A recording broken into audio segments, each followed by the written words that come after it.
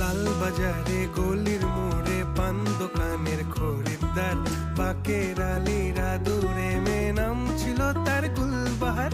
লাল বাজারে গলির মোড়ে পান দোকানের